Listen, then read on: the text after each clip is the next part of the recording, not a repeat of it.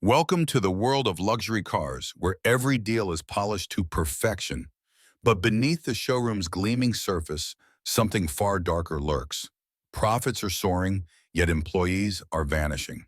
Customers leave with contracts they don't remember signing. And at the heart of it all is a manager who rules with intimidation, deception, and ruthless ambition. But what happens when the man who built this empire decides to step into the shadows? When the CEO himself trades his tailored suits for a janitor's uniform, determined to expose the truth? Stay with us to uncover a tale of betrayal, hidden identities, and a battle for integrity in an industry where trust is often just another commodity. And before we dive in, don't forget to like this video, subscribe, and let us know in the comments what would you risk to take down the corruption. Ethan Callaway was known for his impeccable suits, his uncanny ability to close deals, and the famed motto that every customer deserved a top-tier experience. Over 13 years, he had built Callaway Elite Motors into a chain of luxury car dealerships spanning 5 states. His showrooms were the stuff of auto enthusiast dreams, polished tiles reflecting sleek silhouettes of European sports cars, well-dressed sales teams offering espresso to well-heeled buyers. For a while, everything ran smoothly. Profits soared, customers raved about the VIP treatment, and Ethan prided himself on having cultivated a workplace where employees could thrive. He once said that a happy sales force meant happy customers. But over the past 6 months, something was amiss at the flagship dealership in Bridgeport. While sales remained astonishingly high, the staff turnover was worse than it had ever been.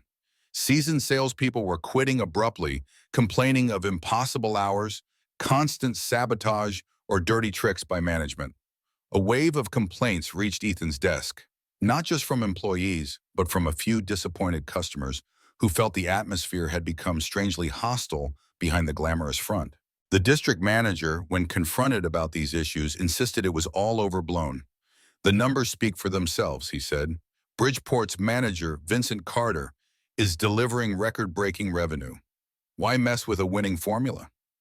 But Ethan had never believed in pure revenue at the expense of integrity. He suspected something darker behind these staff complaints. He decided the best way to see the raw truth was to go undercover. If he arrived as Ethan Callaway, CEO, the manager and staff would put on a show. Instead, he'd pose as a new hire, a simple lot attendant, or perhaps an assistant in the service department. He wanted to see Vincent's leadership unvarnished, the employees' real experiences unedited. Ethan confided in only one ally, Natalie Brooks, his executive assistant, who helped forge basic paperwork for Antonio Rivera, a supposed candidate with minimal job history. After all, the high turnover at the dealership made it plausible for them to hire quickly. Ethan swapped out his tailored suits for worn-out jeans and a plain polo, darkened his usually well-groomed hair slightly, and adjusted his posture. Less commanding, more uncertain. He knew this infiltration wouldn't be easy. Vincent was cunning, and the staff, if they were truly afraid, wouldn't open up to a stranger overnight. On a gray Monday morning, Ethan, now Antonio Rivera, stepped through the glass doors of Callaway Elite Motors in Bridgeport. The scent of leather and fresh espresso filled the air, but the atmosphere was tense. The receptionist barely looked up when he approached. "New hire?" she asked, already disinterested. "That's me," Ethan replied, keeping his voice slightly hesitant. She pointed to an office down the hall. "Manager's waiting." Inside, Vincent Carter sat behind a sleek desk, reviewing paperwork with a smirk that never quite reached his eyes. He was sharp-dressed, exuding confidence, but there was something calculated about him, like a predator sizing up its next move. "So, Antonio," Vincent drawled, skimming through the fake resume Natalie had prepared. "We need a lot attendant. Our last one, let's just say he couldn't handle the job." He tossed a contract across the desk. "Pay is standard. Your job is simple. Keep the lot clean, move cars when told, and do whatever I say without question. Step out of line and you'll regret it. Understood?" Ethan nodded meekly, signing the paper without hesitation. "Good," Vincent said, leaning back in his chair. "Manny will show you the ropes."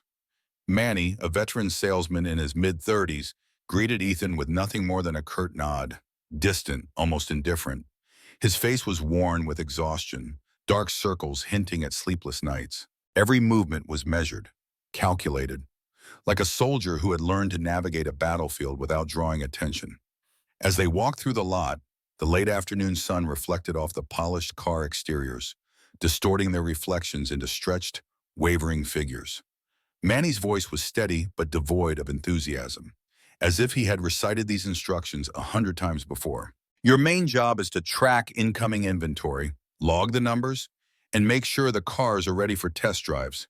Be careful with the showroom models. Vincent hates fingerprints on the glass. Ethan nodded, pretending to absorb every word. But in reality, he was watching, not just listening. Other employees moved with an unusual quietness, their conversations reduced to hushed murmurs. A few stole quick glances at Manny and Ethan, but immediately looked away, feigning focus on paperwork or buffing car hoods. There were no casual chats, no camaraderie, just a thick, stifling tension that hung over the place like a storm cloud. After a while, Ethan asked, his tone light, almost casual, "What happened to the guy before me?" Manny's step faltered, just for a split second. He didn't turn to face Ethan as he replied, "He quit."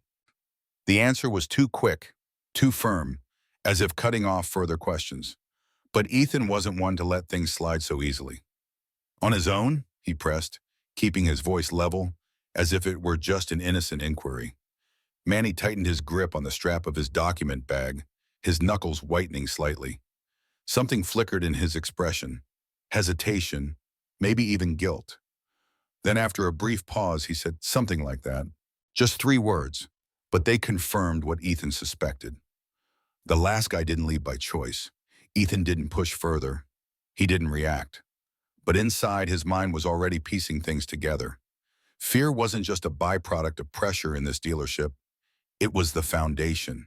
And if Vincent Carter was hiding something, Ethan was going to find out. Throughout the day, Ethan noticed something strange. Whenever Manny or a junior salesperson was about to close a big deal, whether it was a high-end sports coupe or a luxury SUV, Vincent would appear at the last moment, swooping in to take over the customer and finalize the sale under his name or with one of his trusted employees. These select employees would then split the commission with Vincent, leaving the original salesperson with only a fraction of their rightful earnings, or sometimes with nothing at all. Ethan saw how this heavily impacted the sales team's morale. Their motivation steadily declined, yet the dealership's official numbers remained impressive. Vincent's group consistently posted massive sales figures, creating the illusion that he was an exceptional manager. Ethan also realized that if employees dared to complain, Vincent could easily retaliate by assigning them inconvenient work schedules or limiting their access to potential clients. This explained why the dealership had an unusually high turnover rate. But was this the whole story? Late that afternoon, while tidying up the showroom, Ethan caught sight of a young salesperson engaged in a hushed argument with Vincent in the corner of the room. Vincent's face was dark, his sharp eyes filled with menace. Suddenly, he gritted his teeth and said something that made the employee flinch. The young man quickly turned away, his eyes red, clutching a contract folder so tightly that his knuckles turned white. Ethan only caught fragments of the conversation. Something about altering a contract and a cold threat that if the employee wanted to keep his job, he'd better stay quiet. Ethan's heart pounded. Altering contracts? For what purpose? And what kind of threat could make a seasoned salesperson back down so quickly? Vincent's actions weren't just about stealing commissions. Something far more sinister was at play. Over the following days, Ethan observed more closely, taking notes of every irregularity. It didn't take long for him to uncover a disturbing scheme. Vincent and his inner circle weren't just manipulating commissions. They were altering customer contracts, inflating car prices at the last minute, adding hidden fees, and even forging signatures to legitimize shady clauses. Customers, too eager about securing their dream cars, often didn't notice these subtle changes until it was too late. Meanwhile, the junior salespeople, the ones who actually worked to find and persuade customers, were never allowed to see the final contract before it was signed. If they tried to intervene or warn a customer, Vincent would immediately punish them by scheduling them for the worst shifts or cutting their bonuses. Suddenly, Ethan understood the real reason behind the dealership's impressive sales figures. It wasn't Vincent's talent driving the numbers.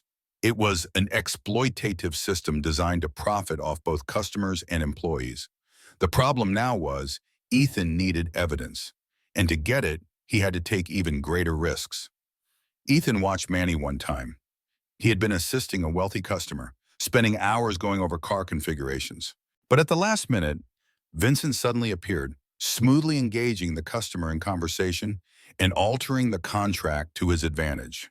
When the deal was finalized, Manny received only a meager commission, while Vincent smugly boasted about yet another successful sale. Manny looked utterly defeated. That evening, Ethan quietly asked Manny why he was still staying. Manny admitted that he had tried to quit before, but other dealerships refused to hire him. Vincent had called ahead and blacklisted his name. "He can ruin your reputation in this industry," Manny said, his eyes empty. "We have no way out." One day, Ethan was helping a middle-aged customer check on a delayed order. She had purchased a luxury convertible weeks ago, but her loan approval kept getting pushed back. She asked Ethan if he knew why. He simply shrugged politely and said he would look into it. By chance, he overheard Vincent whispering to a senior employee, explaining that he planned to raise the customer's loan interest rate to secure a higher commission from the bank. That meant forging the contract, listing an interest rate higher than what had originally been agreed upon, and Vincent would split the difference with the finance department. Ethan's stomach tightened. This wasn't just internal fraud, it was outright deception. The woman would end up paying thousands of extra dollars in interest without even realizing it. The employees were either complicit or too afraid to speak up, and Ethan began documenting everything, recording conversations throughout the day, taking handwritten notes on suspicious transactions, observing from a distance as Vincent bragged about crushing weak employees and maximizing profits at any cost. He truly believed he was untouchable, that the CEO only cared about profit margins on paper. If only he knew the CEO was actually sweeping the lot and witnessing everything firsthand. Ethan knew he couldn't afford to slip up. If Vincent Carter started getting suspicious, he would cover his tracks before the audit arrived. That meant Ethan needed a bigger push, something even Vincent couldn't hide. The next day, Ethan noticed a young salesman, the same one Vincent had threatened, sneaking a look at some contracts in the dealership's computer system. He seemed to be searching for something. Ethan approached him and spoke quietly. "What are you looking for?" The employee flinched, his face pale. Nothing. Vincent made you alter a contract, didn't he?" Ethan looked him straight in the eye. The employee hesitated, then gave a small nod. "I just wanted to be sure. Some signatures don't match, but there's nothing I can do." Ethan thought quickly. If there was proof of forged contracts, Vincent wouldn't be able to rely on intimidation alone to escape. "Send it to me," Ethan said. "I can help." The employee hesitated but eventually copied some documents onto a USB drive and handed it to Ethan. "If I get caught—" "You won't get caught," Ethan assured him. "And if you want out of here, I'll make sure you get out." That afternoon, Ethan found Manny. "I need you to do something," he said in a low voice. "It might be dangerous." Manny raised an eyebrow but didn't refuse. "Tell me." "Vincent is about to realize someone's investigating him. I need you to make him lose his temper. Make him slip up in front of everyone." Manny studied Ethan for a long moment, then smirked. "You're really not afraid of dying, are you?" "I am," Ethan admitted. "Just not enough to stop." Manny gave a slight nod. "So what's the plan?" Ethan laid it out, detail by detail. The next day, Manny deliberately confronted Vincent in the middle of the showroom, raising his voice about his slashed commission. A few other employees started paying attention. As expected, Vincent lost his temper. "How many times do I have to tell you, if you don't like how things work here, get lost and find another place?" Manny crossed his arms, voice laced with provocation. "You know I can't. You made sure of that, didn't you?" Vincent narrowed his eyes. A flicker of unease crossed his face. From a corner, Ethan stood with his phone recording. Every word Vincent said was being captured. And at that moment, the glass doors of the dealership swung open. A group of sharply dressed individuals stepped inside. The corporate audit team had arrived. Vincent immediately sensed trouble. He straightened his tie, forcing himself to stay calm as the auditors approached. One of them, the financial oversight officer, pulled out an ID and made a curt announcement. "We are here to review all transaction records of this dealership." The room fell silent. A few employees exchanged nervous glances. Vincent cleared his throat, forcing a strained smile. "Oh, of course. But the company should have given us a heads up." We have the right to conduct unannounced inspections, the auditor cut him off, meeting his gaze coldly, and we expect full cooperation. Manny stepped back, leaving Vincent alone to face the audit team. Ethan quietly moved closer to Vincent's desk, where his computer was still on. His eyes flicked across the screen. Several recent transactions were open. Just as he suspected, the numbers didn't match the actual contracts. One of the auditors turned to a secretary. "We need all contract records from the past 6 months." Vincent froze, but in an instant he switched tactics. "Certainly," he said, his voice regaining its usual smoothness. "But as you can see, our system is a bit disorganized. I'm afraid it might take some time to—" "Where are the physical records?" another auditor asked. Vincent pressed his lips together. Ethan could see the tension on his face. But before Vincent could come up with another excuse, a voice spoke from behind. "If you need additional evidence, I can help." Every head in the room turned toward Ethan. He stepped forward, no longer hiding his confidence. "I have been monitoring and recording suspicious transactions over the past week," Ethan said, pulling out his phone, "including Mr. Carter coercing employees into manipulating contracts and skimming their commissions." Vincent stiffened. Manny held his breath. Another employee gave a silent nod, as if mustering the courage to confirm.